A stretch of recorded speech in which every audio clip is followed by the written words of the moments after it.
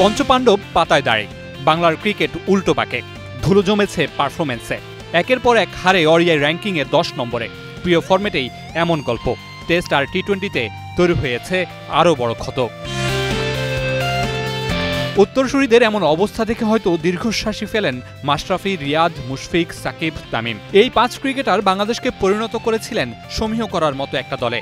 বাঘা ভাগা দলও ঘাবড়ে যেত বাঘেদের মোকাবেলায়। ওডিআইয়ে বাংলাদেশ এখন পঞ্চপাণ্ডব শূন্য।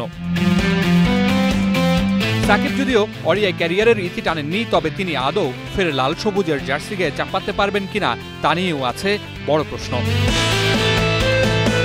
যদি সাকিব থাকতেন তবে বাংলাদেশ শ্রীলঙ্কা ওডিআই সিরিজে মেন ম্যান থাকতেন তিনি। নাগিন ড্যান্স থেকে টাইম আউট, লঙ্কা বাংলা দ্বৈরথ সামনে এলেই বেড়ে যেত উন্মাদনা, উত্তেজনা।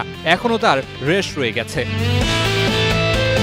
বছরখানেক আগেও লড়াইটা হতো শিয়ানে শিয়ান। বাঘে সিংহের ক্রিকেট দ্বৈরথ উত্তাপ বাড়াতো। তবে বাংলাদেশ এখন ব্যাকফুটে, শ্রীলঙ্কা আপার হ্যান্ডে। নিজেদের ডেরায় লঙ্কানরা জিতে নিয়েছে টেস্ট সিরিজ।